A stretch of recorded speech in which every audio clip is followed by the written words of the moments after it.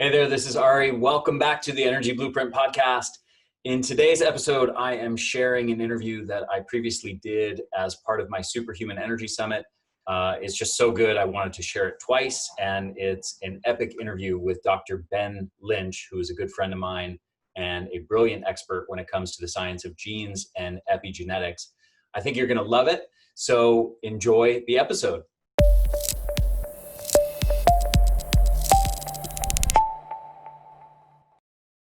Hey everyone, welcome back to the Superhuman Energy Summit. I'm your host, Ari Whitten, and with me now is my friend Dr. Ben Lynch, who is the best-selling author of Dirty Genes and president of Seeking Health, a company that helps educate both the public and health professionals on how to overcome genetic dysfunction. And I will also say he is brilliant, and he's a pioneer in the field of epigenetics. And I personally really love and appreciate his work.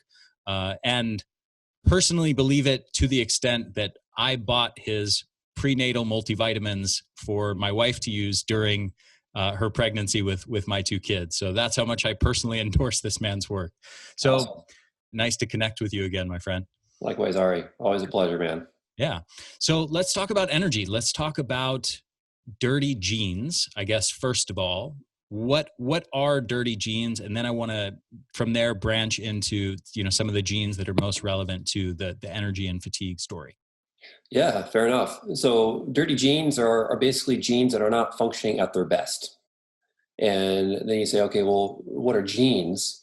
And genes are basically little tiny things in our body that have jobs to do. They produce things, typically. They have functions. And so if you have a poor performing gene because it's, got dirty from the environment or a chemical that you breathed in or a chemical that you touched or, somebody yelled and screamed at you and now you have dirty mind, dirty thoughts, or you're deficient in a certain vitamin and mineral because of various things, those genes are not able to perform at their best. And so, a dirty gene means your genes can't perform their functions well. And as a result, you start getting symptoms. And then you can have a flip side. A dirty gene can also be a gene that's performing too well. It's moving too fast. It's being overworked. And that is another issue. So it's basically, when I say a dirty gene, it is truly not functioning at its best. It's not optimal because it can be too fast or too slow. Just like imagine if you're running a cross-country race and you start out the first mile sprinting, you're going to be having issues at the end. And so on. If you're going to be too slow the whole race, you're also going to have issues. So there's something in there that's really important that I think is worth unpacking a little bit that we shouldn't take for granted. And that is a lot of people, and for a long time in science and biology, with the central dogma, it was basically the paradigm that, hey, genes are the big boss.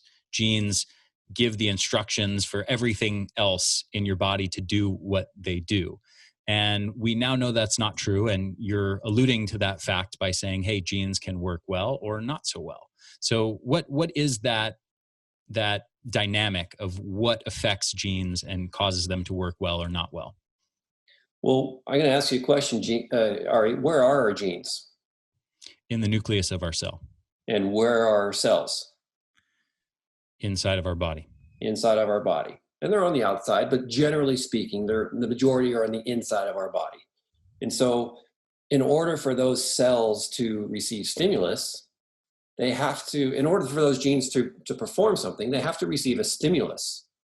So they have to, and Bruce Lipton talks about this a lot, we have to see, touch, think, smell. There has to be something to tell those genes that are inside of us, buried outside of our being able to see on the outside, they're receiving a stimulus.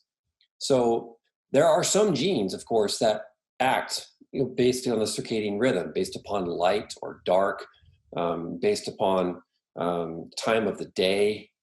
So these genes are set. They're, the clock genes are really, really important. But for the majority of our genes, they have jobs to do. So if we breathe in chlorinated air, that chlorine is going to come in and it has to be processed and gotten out. And so when that comes in, the glutathione genes they're like, oh, we got to process this chlorine, and out it goes. So, and we also have genes that are pre-programmed and we're locked in, like I have brown hair and you have brown hair. Can't change that. That's just locked in. But for the most part, our genes are typically influenced by the actions that we do and the actions that we don't do, and the environment. And you define the environment as anything that is not us, everything else. And when I asked that question at a conference,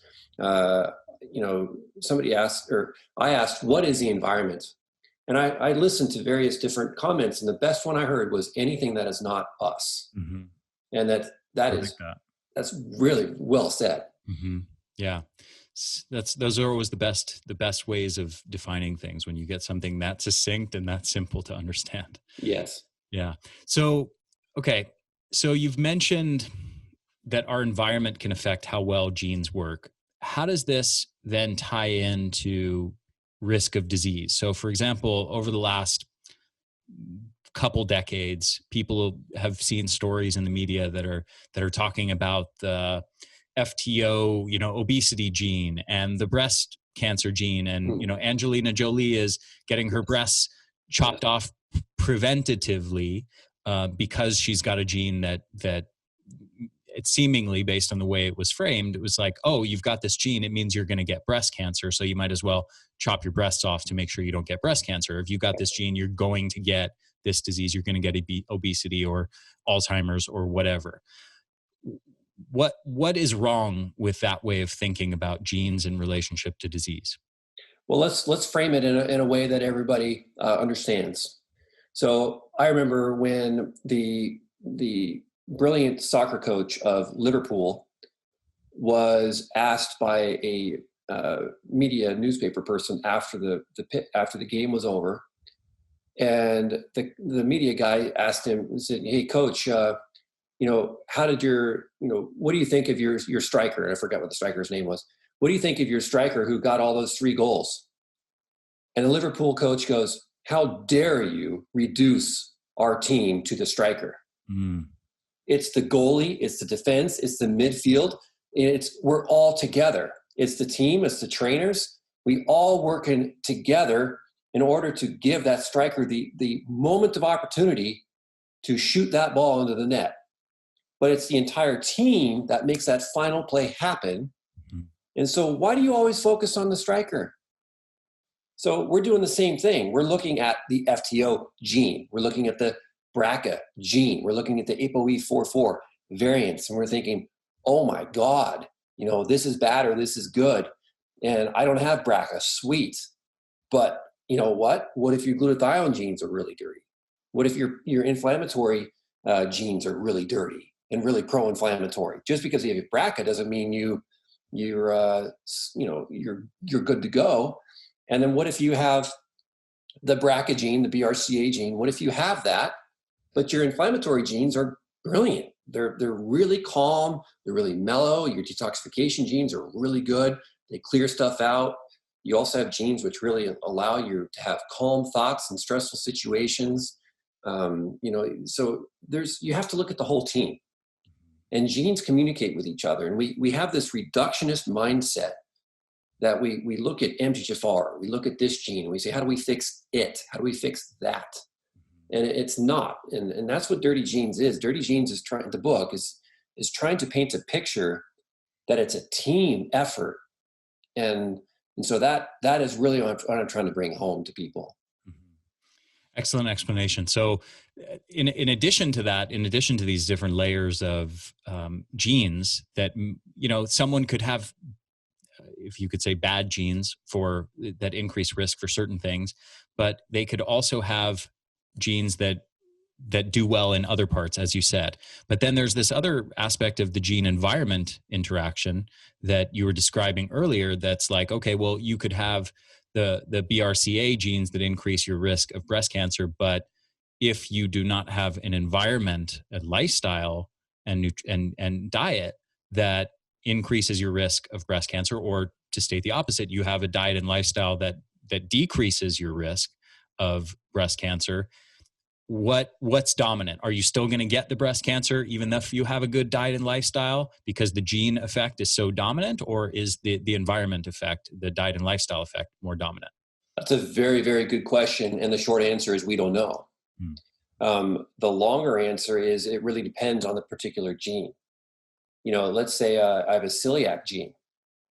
If I have a variant of my gluten digestibility and it's very, very bad, and and I inherit the celiac gene, if I have any type of gluten, I'm running at risk, and that's going to be a problem. So I have to have 100% avoidance of gluten. So it all depends on the type of gene and how significant that particular gene is dirtied. Mm-hmm. And then you have genes like MTHFR, which is another type of gene that helps make our body's number one form of folate. And yeah, it can be dirtied in some people, but if they're eating leafy green vegetables, they're avoiding synthetic folic acid, and they're eating choline and liver or what have you, and they're not really overburdening it by drinking alcohol, then it's going to be okay. It's sufficient. It's fine. So it really depends on the gene and the variant. And let me also say that that the title of the book, Dirty Genes, was a fight. It was a huge fight. And I was fighting for probably a week, maybe 2 weeks, with the publisher and with my book agent. They wanted to call the book 7 Deadly Genes for various reasons. And I fought against it. And I ultimately won, thankfully. But these are not, I don't talk about the deadly genes. If you have a deadly gene, doctors know at birth or very soon after. So Dirty Genes is looking at genes that they're very, very common in how they can underperform or overperform. And they're very common in that you can inherit variations in them that either speed them up or slow them down. So just keep that in mind when you read Dirty Genes. I'm not talking about 18,000 genes. I'm talking about 7, and I'm talking about ones that are easily modifiable from the diet, environment, and lifestyle, and targeted supplementation. So, some genes like cystic fibrosis, there's probably ways that you can help, absolutely, but I haven't looked at it. Got it. What are the genes that are most relevant to the fatigue and energy story? Well, as stated, there are about 18,000 or so genes in the human body. They thought there was going to be way, way more than that, but there's not. And I'm going to say I really don't know. But I do know that there's a number of genes that help influence your energy. And when I was preparing to do a conference on mitochondrial health, which is totally focused on energy, I was so in the zone, Ari, of complex 1, 2, 3, and 4, and 5. And I was studying the genes in each one. I was looking for variations in each one. I was studying the cofactors and what specific drugs affect complex 1, 2, 3, and 4, and which components of each complex.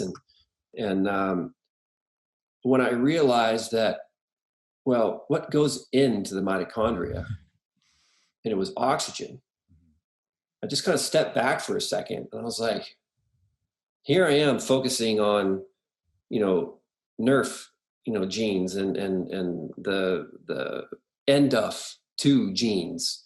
And I was like, but there's oxygen right there, and hydrogen and water cleaves the phosphate off of ATP. And if we're dehydrated, we can have all the ATP in the world, but we can't cleave off that last phosphate to generate the energy. So I was so reductionist, and I pulled back out, and I was like, whoa, how many of us aren't breathing properly? And then you look at ancient civilizations, and they're talking about meditation, focusing on your breath. They're focusing on yoga, which is stretching your body so you can actually expand your chest and bring in more air.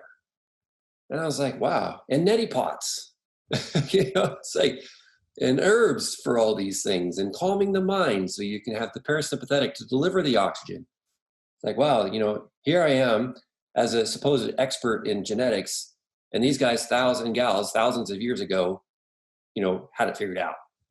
So, but I'm not going to evade your question, but before I, answer it to more precise, genes, I wanted to preface it with that. So any thoughts on that before I do actually try to answer your question? Yeah, actually, I just recorded a video on something. One of my favorite subjects is intermittent hypoxic training, breath holding practices. and how that interfaces with mitochondria. There's some interesting interactions with the lungs specifically, and how it can boost lung health and even alter the interface of the alveoli, the air sacs of the lungs, and where they meet the capillaries to improve oxygen extraction. But it also improves mitochondrial biogenesis and mitochondrial size and health in the lung tissue itself, and upregulates, you mentioned the NRF2 gene, it upregulates the internal antioxidant defense system of these mitochondria. And so just to your point, you can't just reduce it to the biochemical mechanisms of complex 1, 2, 3, 4, and ignore these things that might have such a much broader sweeping impact on, okay, well, not just altering complex 1 or 2 or whatever, but actually increasing the amount of mitochondria that are even present in the cells. Right. So yeah, absolutely. I think that's a great point. So getting back to the point, having grounded it in this context now, what do you think are some of the most relevant genes to this discussion? Well, if you look at where glutathione is concentrated the most in our cells, in our body, it's the mitochondria. So, if you look at the density of glutathione, our body's primary antioxidant, and where it's found in the highest concentration is in our energy producing cells. To me, that is kind of a really important place to start. Mm-hmm. So, if we eat pro-inflammatory foods, or we are exposing ourselves to chemicals in the environment, these things are going to be really hampering our glutathione levels. And as a result, our mitochondria are not going to have the density that they need in a very pro-oxidant environment, pro-oxidant environment, and glutathione is that antioxidant. So we need to be able to burn that oxygen, but it's very easy to make it damaging versus not damaging. So I would say a really important place to start again is the glutathione genes, the glutathione peroxidase gene specifically, in its ability to neutralize hydrogen peroxide. And we're like, whoa, really? Hydrogen peroxide? It's like, yeah, our body actually makes hydrogen peroxide to help fight infections and to stimulate inflammation and the immune system. That's its job. So I would start with glutathione first. Got it. And I want to come back maybe, well, actually, I'll leave it open to you. Do you want to go dive into like practical strategies on each of these genes as you're mentioning them, or do you want to kind of do a broad overview of the different genes first and then dive into the practical stuff? Well, I think for sake of the listener or the viewer, I think let's just have a few bullet points for each one. Okay. So it's consistent and concise. So I would say the glutathione gene is really important, and I've dedicated a whole chapter of those in the book. I talk about glutathione transferase because those pull out heavy metals, and if there's certain heavy metals in the environment, which there are plenty, that's going to also interfere with our ability to generate energy. Krebs cycle synthesis, arsenic, cadmium, tungsten. These things, mercury, lead, these things really affect our ability for our mitochondria to function. And then glutathione peroxidase, the GPX gene, really is needed to reduce the hydrogen peroxide levels so our mitochondria can perform. So the cofactor, the mineral needed for the glutathione peroxidase is selenium. Mm. So if an individual has low selenium, for maybe their environment is really low in selenium, like Montana is wickedly low in selenium, that's a problem. And you can also have selenium toxicity. You can take too much. So I would, replenish, make sure you have sufficient selenium levels. And then avoidance is key. So you can focus really hard on taking selenium for your glutathione peroxidase genes, and the ultimate thing is avoid. We breathe 11,000 liters of air every single day. And if you're sucking down formaldehyde or chlorine, both of those highly present chemicals in the environment, both need glutathione in order to eliminate. So if you have air filtration, or you buy furniture or produce furniture like I have, I don't have any press board in my home, none. So avoidance is key, and then sauna is really important. And another one it's really important for glutathione. It's indirect that not a lot of people really understand.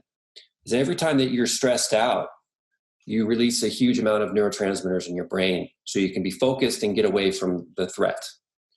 So these genes, the MAO gene and the COMT gene, they break down these neurotransmitters, but they produce a huge amount of hydrogen peroxide and ammonia, both of which are toxic to your mitochondria and also use up your glutathione. So stress in and of itself is going to deplete your energy by this for various reasons, but one is also because it's producing a huge amount of hydrogen peroxide.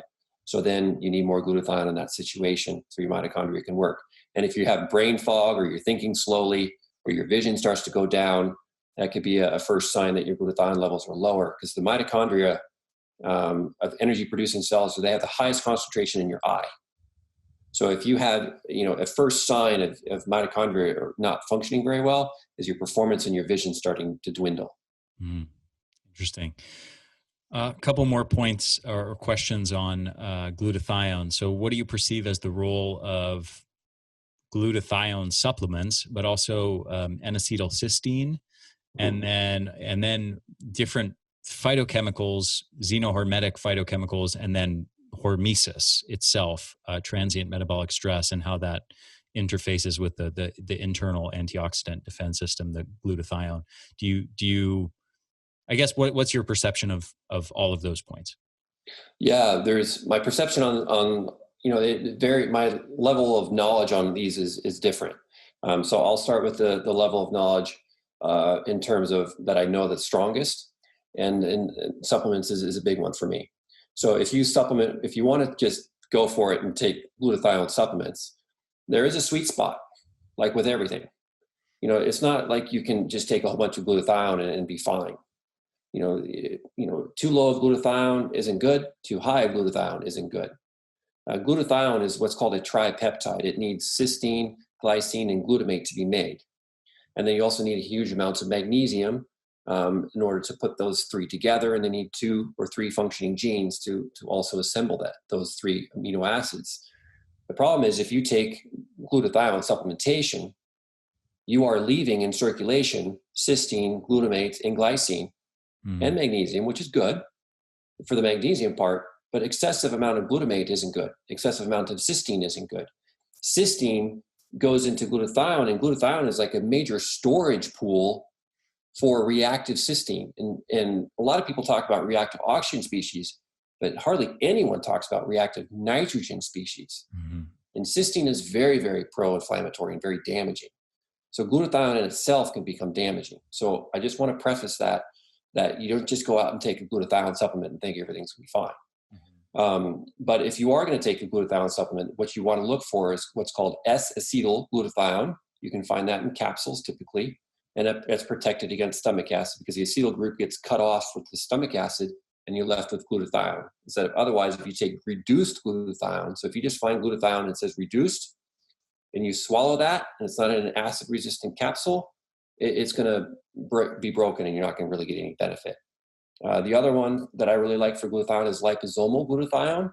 Liposomal glutathione is you have a glutathione protected inside of a little tiny 100, 200, 300 nanometer size compound, which is really, really tiny. And it carries the glutathione and it slides right into the cell, which is beautiful.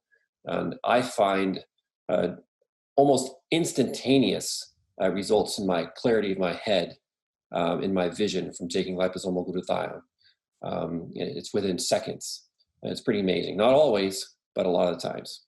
Just to clarify that, so the first part of what you're saying about how it can leave cysteine and glutamate in circulation almost sounds like a warning against using glutathione. Yes, it is.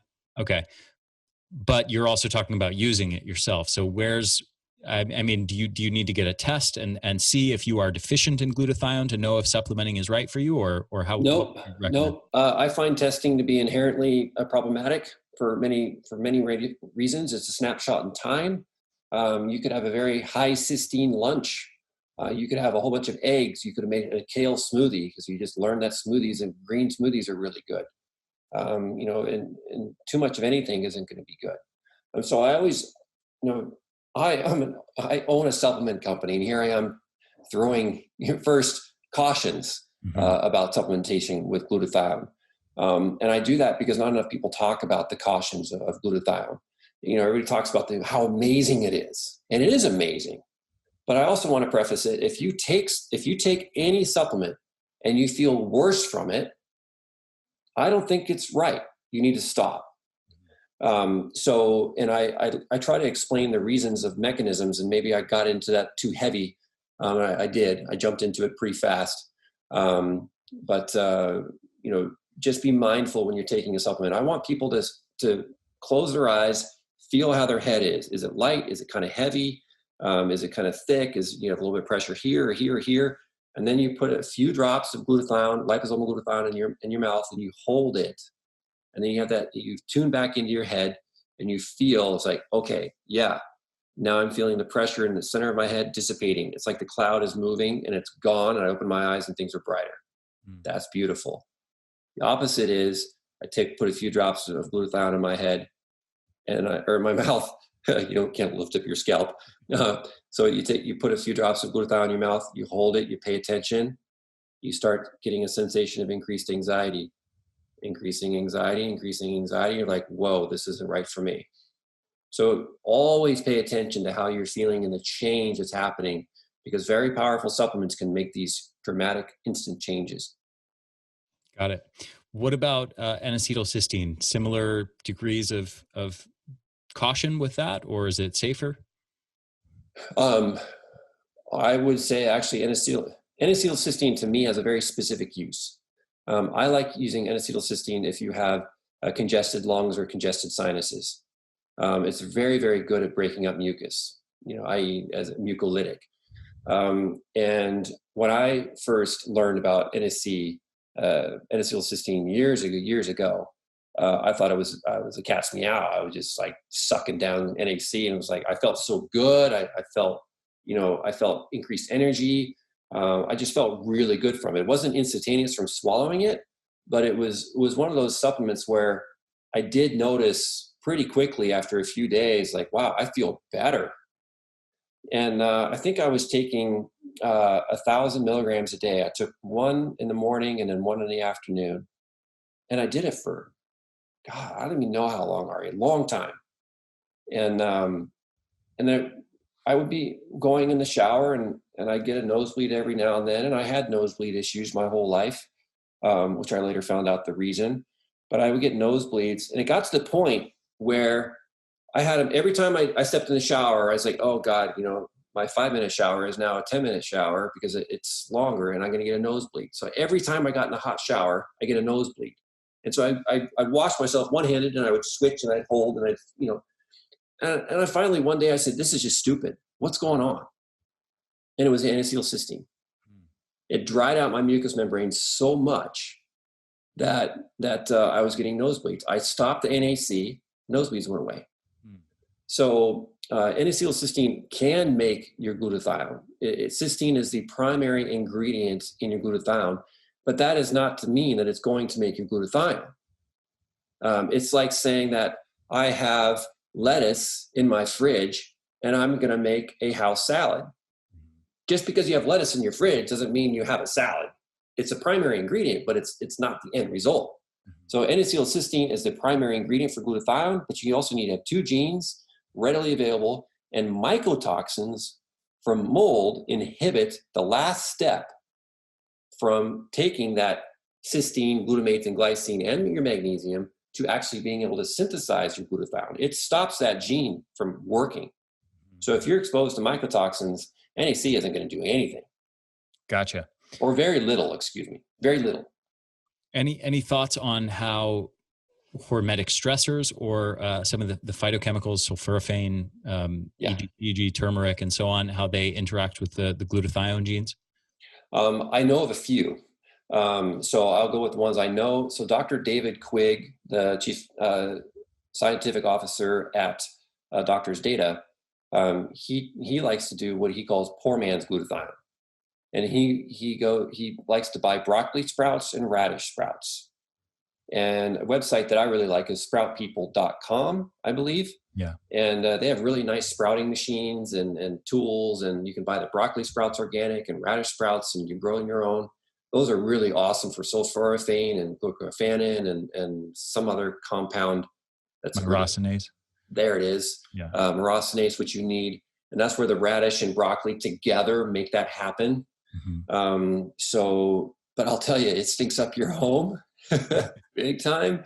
And they're really potent. They're really potent, but fabulous if you can stomach them. I tried growing them. It stunk up my house so bad I couldn't do it. So grow them outside. Yeah, we grow them outside. Oh, do you? Nice. Do your kids eat them? Yeah. Yeah. Actually, my kids love broccoli sprouts. Yeah. Seeing it, I think it's cool when you have a dad like yourself where you can introduce that stuff at a young age, because I really believe a palate is developed. Yeah, for sure. Some things, you inherit like a bitter taste or less bitter taste. You do have genetics for that, but a palate is definitely developed. So good for you for doing that. One of my son's first foods, he's 3.5 now, but one of the very first foods that he ever ate, maybe I think might've been the first, was actually salmon eggs, salmon roe. Nice. And so he still loves those to this day. So he eats, salmon roe, he eats liver, broccoli sprouts, I for sure think that the palate is developed. Yeah. Well done. Yeah. Mike Munsell does the same thing with his daughter. And, she eats the raw eggs and liver and she has no issues with it. My kids, well, you have teenage boys, right? Teenage boys. One of them's still 11. And I still baby him like crazy because he is the youngest. And so that's bad though, because I've enabled him too much. And I was like, Dad, can you get this for me? Get off your butt and go get it yourself. So like I did that too long. Yeah. But exercise is great. Exercise is, is a stressor. And again, it's one of those curves. If you don't exercise at all, it's an issue. If you exercise too much, it's an issue. So you have to listen to your body when you're exercising, or before you exercise, or utilize something like the Oura Ring that says, hey, wake up in the morning and you look at your scores over the night and you're like, maybe you should take it easy because your sleep sucked. But I know a lot of people that overtrain, but if you train the right amount, for you, it's going to be really effective. So I was doing some research on exercise because of this whole virus that we're exposed to right now. And I found that if you have moderate exercise, meaning like 60% intensity for about 45, less than 60 minutes, so less than an hour at 60% intensity, you're supporting your immune system by about an increase about 40 to 50% boost. Now, if you're exercising at a higher intensity for longer, you're actually depleting your immune system by 2 to 3 times. Yeah. And this is a counterintuitive thing. And this is something I've personally suffered the consequences of because I have a long history of over-exercising, overtraining. But a lot of elite athletes have the same issue. And it's well known that people who are, for example, professional athletes who you'd think are like the healthiest people actually get sick very often. They get respiratory infections very often for this exact reason.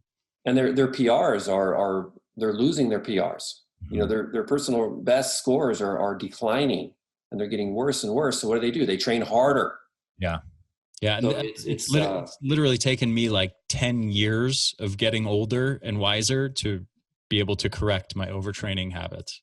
Yeah. And, I talk about that in Dirty Genes a little bit where training exercise it can be an addiction. It is hitting your dopamine. It's hitting your endorphins. It's that feel good, and you're pushing it, and it's great for you, and that's your addiction. It is a healthy addiction up to a point.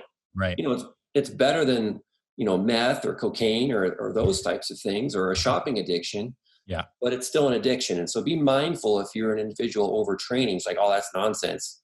Just if you just hear us both out. That I was a very competitive. Division I college athlete in rowing, very demanding sport. And it took me quite some time to recover from races. And it was hard. It was very hard. Yeah, so absolutely. take it easy. Next thing is something you actually turned me on to. Geez, the first time we met and did an interview, I think maybe 2 years ago at this point, was NAD plus and pseudohypoxia. I'm curious if you have any thoughts on that and genes relevant to that. Yeah, that's extremely fascinating. So NADH specifically. So you have NAD and you have NADH, and if you're unfamiliar with both, it's basically your Krebs cycle, your citric acid cycle, or the cycle which takes your glucose, and your glucose comes in and it spins through a variety of different genes in order to make these compounds called NADH and FADH2, and it takes those two compounds and they drop right into your complex 1 and 2 of your mitochondria. So you're basically your sugar, your glucose that you're consuming from either certain proteins, amino acids can convert into glucose. So if you're just carb free, you can still get these compounds from protein, and they get in there and they have to be processed by your Krebs cycle to produce FADH2 and NADH. It goes to your complex 1, and your complex 1 burns your NADH along with CoQ10, and then along in the complex 2 of your mitochondria, it burns your FADH2 and so on to make your ATP. The problem is, and you're thinking, wow, if I supplement with NADH and it goes right into my mitochondria to make more ATP, I can just take a lot of that. That's awesome. And it is awesome. It's amazing. I cannot believe that it's actually legal in sport. It is such a cheat. So first I'm going to talk about the benefits. If you are an athlete, you're cycling or you're an endurance athlete, you're competing really hard for a longer time. You're not just sprinting, and possibly sprinting could be good too. You're taking that NADH and it's going right into your mitochondria to help you make ATP. And if you're currently an athlete using those glucose gel packs, and you're sucking down glucose, try the NADH instead. It's probably going to give you a bigger performance kick. And Ari, when I found out, I gave NADH and CoQ10 to various people, including myself and my kids, and we all took it. And oh my God, I literally, it was a lozenge, and it was within 20 seconds or so, 30 seconds, that I felt like I could sprint and I wanted to run. I gave it to my wife. She's like, I feel like I need a nap. Oh, wow. And I was like, what? And so that's where I started doing some research on ADH. And that's where I found that paper, which you're referencing, oxidative stress and pseudohypoxia. Pseudohypoxia meaning it's not really low oxygen state, but it's acting like a low oxygen state. And so what is going on? Diabetes, high blood sugar, is a high amount of NADH. And so, okay, so what? Well, look at diabetes and high blood glucose. What's going on? Huge amounts of inflammation. So you have huge amounts of inflammation because your mitochondria they can't burn all that NADH. So the glucose goes to make your NADH, but your body says we don't need any more. So now the glucose has to go somewhere. Instead of the glucose going to make NADH, it goes down to these other pathways, which are really, really pro-inflammatory and use up your glutathione, and you become really problematic. So you say, well, what do I do? Do I supplement with NAD instead? And that's a good question, because NADH gets burned and it makes NAD. But the ultimate for me is to fast, because if you're fasting, you'll burn through the NADH. And if you exercise, you will burn through the NADH. So fasting and not eating are the best, or fasting and exercising are the best ways to burn the excessive NADH. And let me quickly give an example that I think a lot of people will understand here, Ari. Let's say you ate some food. Maybe you had a peanut butter and jelly sandwich, and maybe you had a bowl of ice cream. And then you went outside to go for a walk with your wife or walk your dog. And the first part of that exercise or the walk, you just feel gassed. You're so exhausted, you're tiring, and you're leaning on your shovel if you're working in your yard. You're like, oh my God, I feel so tired. That's that excessive NADH. You have that pseudohypoxia. You burn off that excess of NADH. You walk the dog a bit further. You jog a little bit further. You dig a little bit longer trench in your yard. What happens? A second wind. No, it's not a second wind. You've burned off that excess of NADH, and now things are balanced. So do not overeat. That's a big one. That's probably the best explanation of that phenomenon I've ever heard. I don't think I've ever heard somebody actually explain that in terms of biochemistry. So basically what you're getting at is there is a really important balance of the amount of fuel coming in to the amount of fuel being burned off. And if you have an imbalance there, as most people in the modern world do, too much fuel coming in, not enough being burned off, not enough fasting, not enough exercise, then you get a pro-inflammatory, pro-pseudo-hypoxia environment at the mitochondrial level that basically is fatiguing. That's right, extremely fatiguing. And it's a very, very vicious cycle, because what happens when you have that fatiguing issue is now your mitochondria are dirty and they can't burn fuel. And so your blood glucose in your brain starts dropping, and you can't burn fat anymore because your mitochondria aren't working very well. And so what happens? You reach for more ice cream, you reach for more carbs, because that gives you that instant lift of glucose. Now your head is clear and you have the energy again. But now you've dirtied your mitochondria even more. Now you're gaining weight. Now you're hangry because you can't have stable moods because you're fluctuating up and down, up and down. So, you've got to start your day with, some balanced food. You only eat when you're hungry. We have fridges and cabinets now, and jump in a car and go get food and drive-ins. It's super easy to overeat, and I do it too. But I would say a big one for me is, eat till you're 80% full, chew very well, because the more you chew, the less you'll eat and the more nutrients you'll absorb. And, consider carnitine I'd like to do what's called the NADH test. Buy an NADH supplement. Do not take it with food. If you take it with food, you'll have that fatiguing effect. So take it first thing in the morning. If you're one of those people that's laying in bed and you cannot get up for the life of you, you've tried adrenal cortex, you've tried some other things, they're not working very well, try some NADH. Pop it in your mouth while you're still horizontal in bed. You threw your alarm clock across the floor and you just can't get up. You pop that NADH in your mouth, you might be able to pop right up and jump out of bed. That's an interesting tip. I've never heard that before. Yeah, it's amazing, because some people's cortisol levels are so low, and cortisol does what? It stimulates glucose to get in the blood. So if you take the NADH, you don't even need the glucose. You just prime the pump to make ATP. Mm-hmm. But if you feel more exhausted after taking the NADH, you have that pseudohypoxia, and you have such a huge amount of NADH in your body for some reason that you really need to consider some fasting and some listening to your other courses and stuff. Get some carnitine on board, some glutathione on board, and really look at food allergies or chemicals or molds or what have you, and see what's going on. Fascinating stuff. Okay, so next thing is MTHFR. This is I think maybe other than the breast cancer gene, maybe the most well-known of all the genes, especially among natural health-minded people. You see tons and tons of people saying, I have the MTHFR mutation, and that's the reason why I'm fatigued. That's the reason why I have migraines. That's the reason for this symptom and that symptom. What's your take on the role of MTHFR in fatigue, and what are misconceptions that people might have around this particular gene? Let me start with the misconceptions. MTHFR is not disease causing.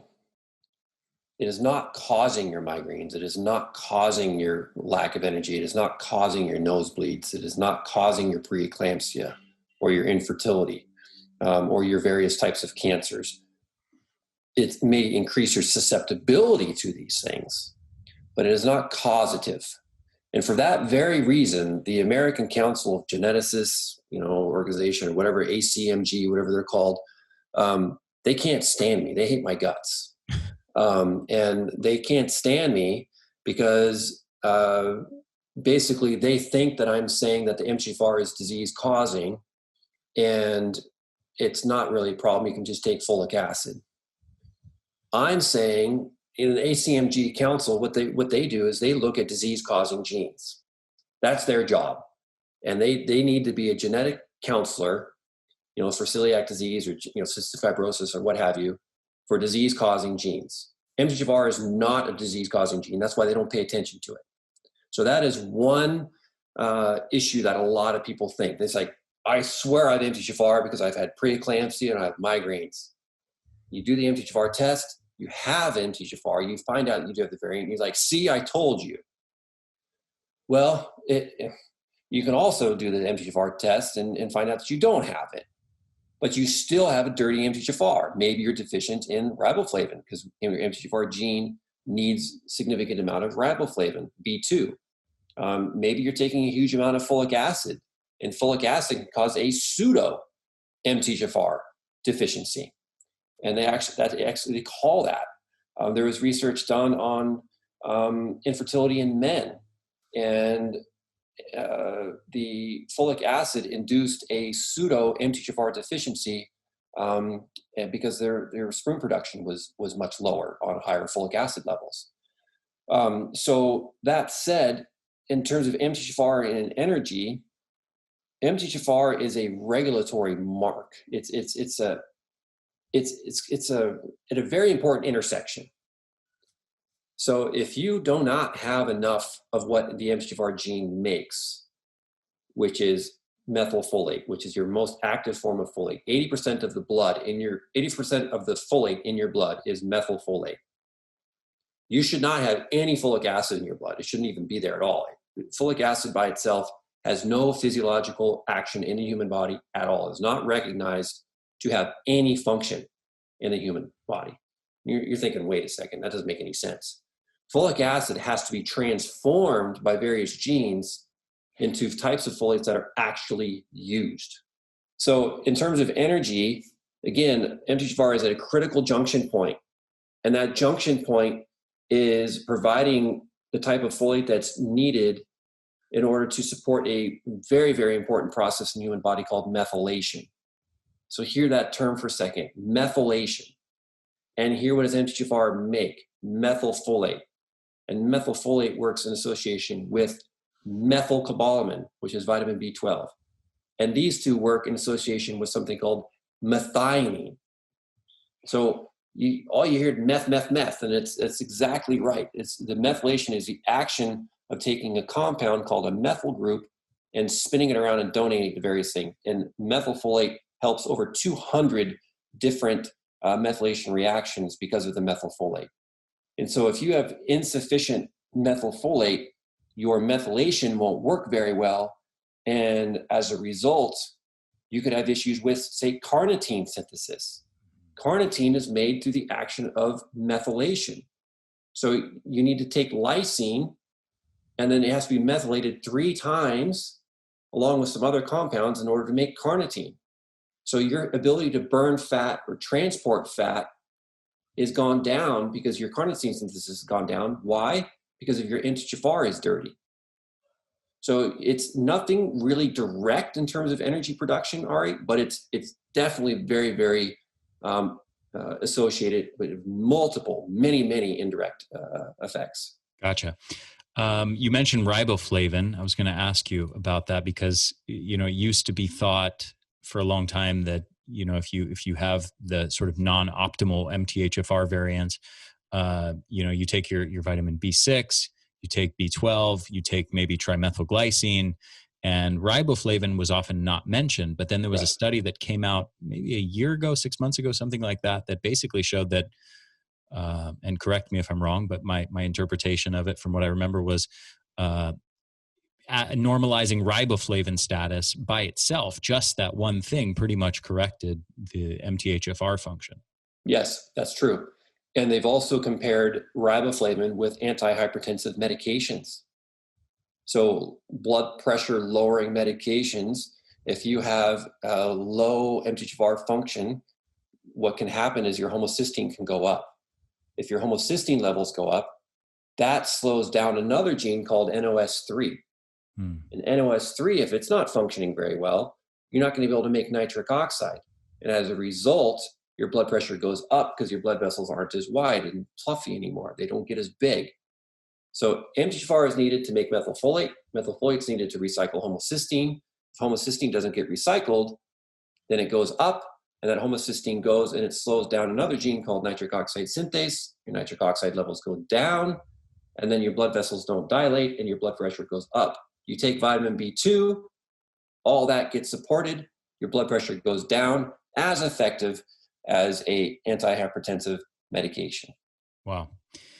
Okay. So basically, just to summarize that, if somebody's got poor non-optimal MTHFR variants, it's not a death sentence. It's not a sentence to suffer from fatigue and depression and whatever other symptoms for life. This is something that you can absolutely modify with nutrition and lifestyle and supplementation. That's true. But let me also make one addition to that.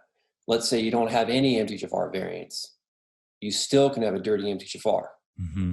And you can still have a dirty MTHFR from consuming higher amounts of folic acid, i.e. more than 200 micrograms per dose. And what's the RDA? 400 micrograms. So we're getting huge amounts of folic acid, all of us, on a daily basis if we're eating processed foods, because that's where you find it. And in many common multivitamins, right? Oh my gosh, multivitamins, energy drinks, energy bars, anything that is tooted energy is most likely got some folic acid in it. Mm-hmm. And then you can also be deficient in riboflavin. And I cannot tell you how many organic acid tests I have run to see riboflavin deficient. The riboflavin deficiency is rampant. And if you have also a low riboflavin, your ability to recycle your used up glutathione back into good glutathione again, because your glutathione gets damaged when it turns hydrogen peroxide into water. So you need another gene called glutathione reductase to reduce the damaged glutathione back into useful glutathione so it can reduce hydrogen peroxide again. So you have glutathione plus hydrogen peroxide equals damaged glutathione plus water. You take the damaged glutathione plus riboflavin, you got good glutathione again. So if you have low riboflavin, you have higher levels of damaged glutathione, and you have a lower functioning MTHFR gene. Bad combination. Got it.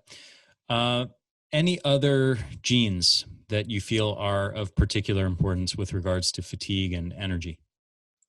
Yes. So I want to hit. I would say the NOS3 gene. Let's hit that one.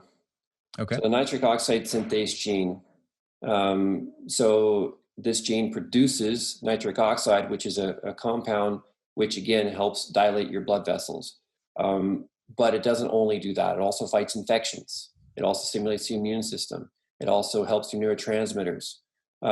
So if you are fighting an infection, maybe Lyme or mycotoxins or virus or bacteria or unhealthy microbiome, you're using up what your nitric oxide gene needs, which is arginine, in order to fight infections, and you will have a lower than normal nitric oxide, and your ability to deliver oxygen to your mitochondria goes down. And what did we start this whole conversation with? Oxygen. Mm-hmm. So if you have tighter blood vessels, you cannot deliver as much oxygen to your mitochondria. So by not talking about the ability to have your blood vessels nice and big to deliver more nutrients and more oxygen, we're doing a disservice, because we have to think macro here. And if you breathe through your mouth like this, you are not generating nitric oxide either. For some reason, we were designed to only get nitric oxide through when we breathe through our nose. So you breathe through your nose, that stimulates nitric oxide production for some weird reason. I don't know why there's no receptors to or signals for the mouth, but there's not. And so mouth breathers, either at night or kids in school, if you look at, if you walk by a classroom or anyone sitting down at a table, maybe it's someone in your family sitting down reading a book and they're like this, they are not producing nitric oxide, and as a result, they're not going to be able to think as clearly because they're not oxygenating their brain as well. And if you go into someone's bedroom and you open the door and you look at your kid sleeping and their mouth is open and their head is cocked like that, that is really poor oxygenation. And then their next morning, they're going to be really tired, and it's really bad for their brain development because they're not getting enough oxygen. So you have to breathe through your nose. Mike Mutzel's talked about it a lot, about mouth taping.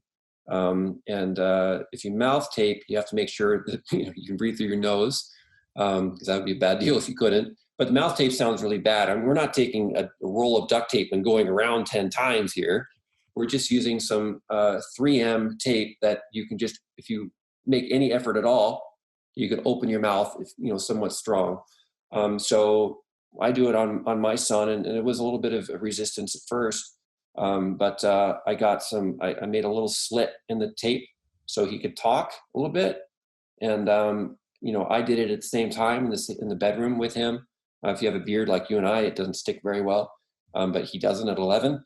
But over time, he learned that it's okay to have the tape.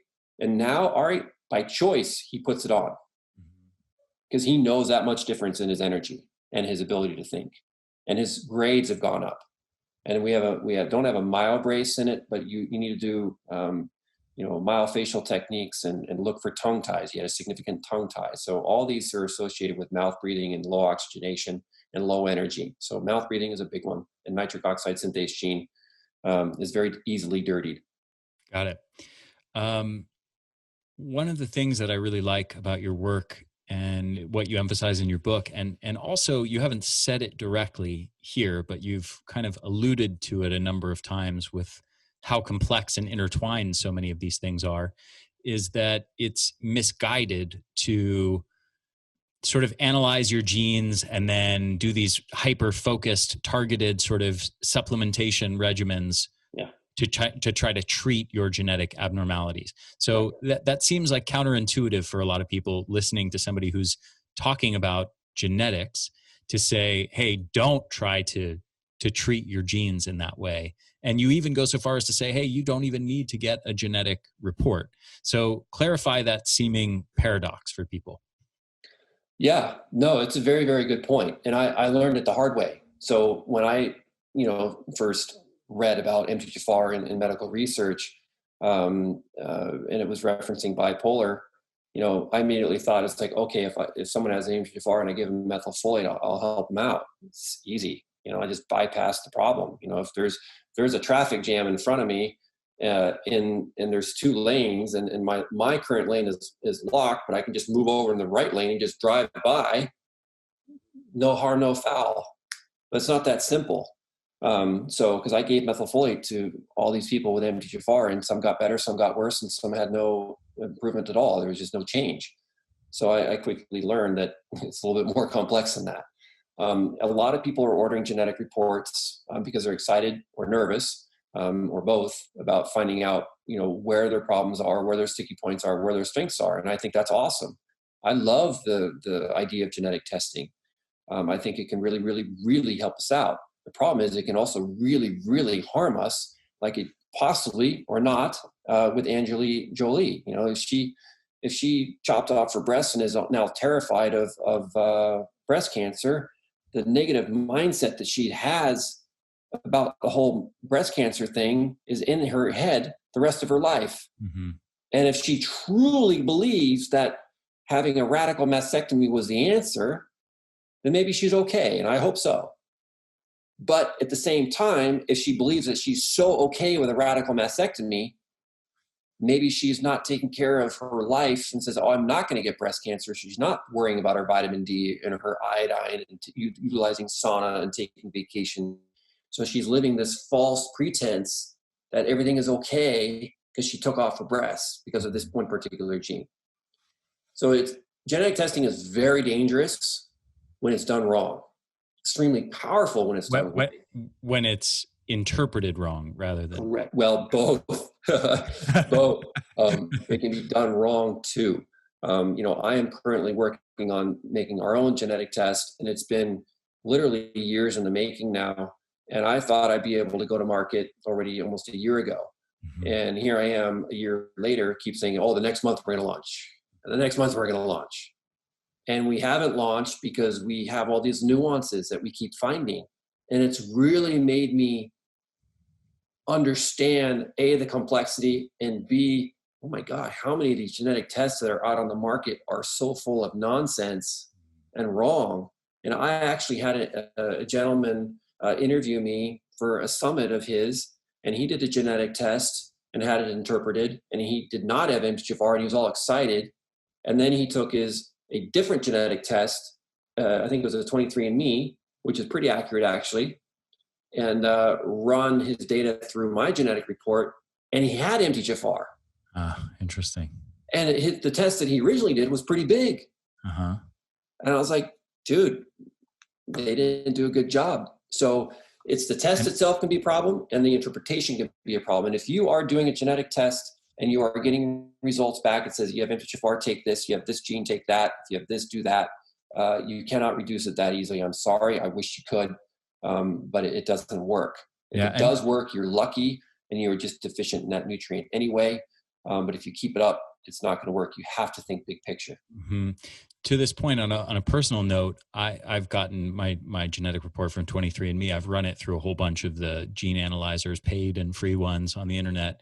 What's been interesting for me to see is some reports literally tell me the exact opposite things. Mm-hmm. So, for example, like methylation status.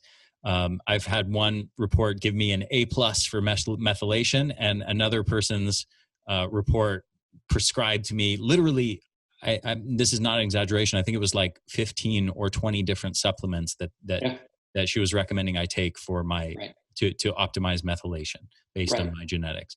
So like that's the range of interpretations that we can get on these reports. And I really appreciate the fact that you're doing your due diligence before you put something out there. Yeah, and when you get your genetic report too, for some reason we've decided to utilize the color red for if you have 2 variants in your gene, and yellow if you have 1, and green if you have none. And that automatically gives you a mindset of stop, here's a problem, hazard, or caution, you have this, and oh, green, don't worry about it, everything's fine, go ahead. And so I think that mindset, just the colors that they use in the reports, and I was guilty of it too for our current strategy, but I've completely eliminated the red, yellows, and greens in our future one. They're gone. And so you need to really understand that the lack of a genetic variation doesn't mean everything's fine because of epigenetics. And the presence of a genetic variation is not, oh my God, I'm screwed. It just means you're different. So at least in the genetic types of reports that I'm used to running, like FTO, it's just different. And there's probably benefits to having an FTO gene. You've inherited it through generations. So there's a reason why it's there. MTHFR, there's a reason why you have it. It's just our current environment may not be so conducive for having that variation. So, I discuss all that in the book, Dirty Genes. If I've totally confused you on some of these processes, it's a very complex thing, and I don't want to dumb it down for you. You're smart, you'll figure it out. And you sit down and you read the book, it'll make sense in a sequential manner. Mm-hmm. My last question to you is, if you could, this is a big ask, but if you could try to summarize this vast amount of complexity that you've just described with your top 3 or top 5 or however many you want to list off, tips for people to optimize their energy levels, out of this paradigm that you've presented here. And it can cover some of the things that you've mentioned already, or just list off anything that comes to mind as your top 3 or 5 strategies. Easy. Easy ask, actually. So there was a chapter that I was writing for the book called the ABCs. And I was just trying to orient myself in a methodical manner of how I could really get people to grasp the simplicity of really how easy it is to keep your genes functioning and happy. And so I did the ABCs, and every letter of the alphabet was a step, just a simple paragraph of an action that you could do or not do to support your genes. And in doing that, it was awesome. The problem is the book was already too long and the publishers didn't let me publish it. But on that note, there's very simple things that you can do to increase your energy. And one is you have to conserve it first. So you have a set amount of energy, just like I have a set amount of water in here. Now I could utilize this water faster by tipping it over, knocking it over. That would be bad. Or I could go in a sauna and sweat a lot, or I can go for a run and sweat heavily. And I'm going to using up all this water. So, there's things that you can do to change your conservation of energy. So if you're constantly surrounded by people who are toxic, or you're watching the news that is toxic, that's draining your internal resources, your mental function. It's increasing, the utilization of your nutrients. Stress is catabolic. It is not building you. It's destructive. So the first letter that I have in the ABCs is avoid. We always talk about adding things to our life, and we're already so busy. So I want you to first think of, what can I remove from my life to conserve the energy that I have right now, instead of adding more supplements or adding more exercises? There's things that you can do right now, 100% right now, that you can remove from your life to simplify it. So, simple one, clutter. Clutter increases anxiety, and it may do it unconsciously. So go in your closet. Marie Kondo talks about it. Decrease the clutter in your home, and your closet, your home, your office, and you will have this decreased stress response. And as doing so, you'll have higher energy. The next one, and avoid the media. I haven't watched the news, Ari, I don't think in 20 plus years. Mm-hmm. I don't watch that stuff. It's just all propaganda, nonsense, programming us, whatever. And then another one would be breathe. We do not breathe properly. And my wife has been I introduced my wife to yoga 20 years ago, and she loves it. And now she's been trying to get me to do yoga for 20 years. So I have no excuse. I have none. Besides that, I can't stand stretching. But it is amazing. I love how I feel after. I just don't do it. But breathing is phenomenal. So focus on your breath. There's something called email apnea. If you're sitting in front of your computer, are you breathing right now? You're listening to this, you're watching this. Are you breathing, or are you holding your breath? If your hands are cold, your feet are cold, probably not breathing. My hands are really nice and toasty, so are my feet. And so that's the nitric oxide gene. And the other one would be chew your food. If you're sucking down your food in big bites, you're not releasing the energy stored in that food. Food is stored energy. You have to chew it to release it, to get all the nutrients out of it and all the benefits out of there. And if you are just wolfing it down, you're not going to release that stored energy. So chew your food very, very well, and don't drink while you're eating a bunch of your foods, because you're diluting your stomach acids and your pancreatic juices and your bile and so on. So avoidance and breathing and chewing. And I'll throw in another one, sauna, but you have to sauna properly. Be careful with sauna, because it can really deplete your energy instead of enhance it. But if you do it right and gentle, it's very, very important, very useful. What is your tip on how to avoid doing it in the wrong way? Couple things. For sauna, there's no timer. Don't go in there with the timer mindset. Oh, I'll go in there for 15 minutes, or don't go in there with the mindset, oh, I need to go in there for an hour to get any benefit out of it. Remove the concept that time is the measurement. The measurement is, you go in there, does it feel good? The moment you start feeling, that's when you're done. Mm-hmm. And it's okay. It's okay to be done within 5 minutes or 2 minutes. The first time I ever sat in a sauna, it was after rowing practice, and I was in there with my rowing buddies, and I had my head in my hands, and I was dizzy after about a minute. And they're like, oh, just have some water. And I drank the water and still felt awful. And they're like, oh, you're such a wuss.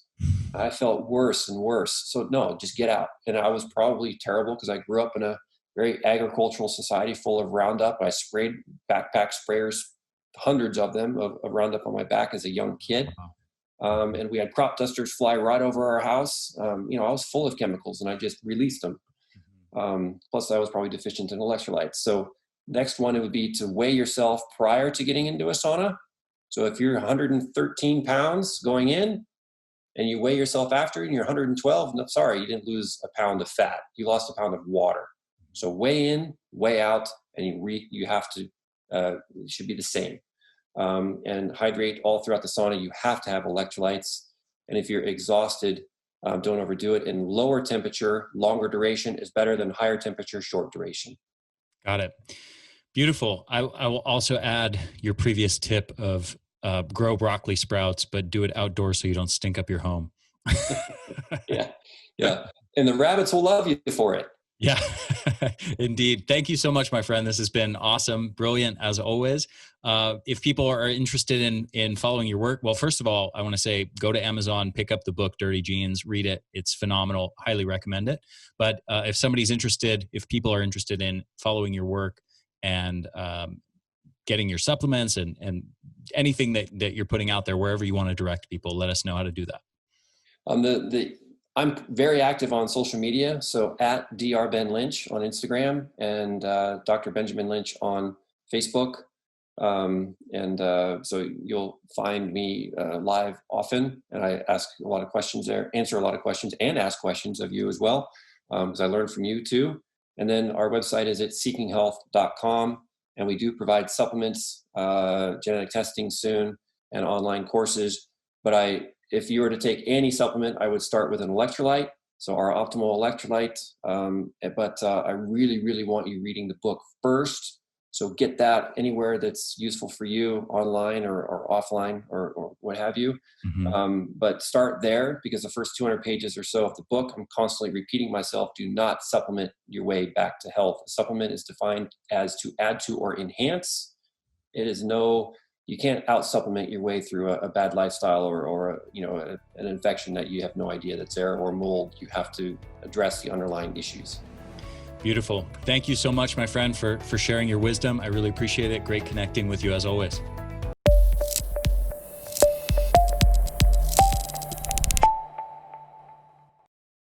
Hey there, this is Ari again. Thank you so much for listening to this episode. I hope you enjoyed it. If you did, if you found it valuable, please share it with your friends, share it with your family, help me get the word out there. Also, if you're on YouTube, make sure to hit the subscribe button and hit that little bell to get notifications every time we release a new video or new episode of the podcast. And if you're listening to this, make sure to subscribe to this podcast on iTunes or on your favorite podcast app.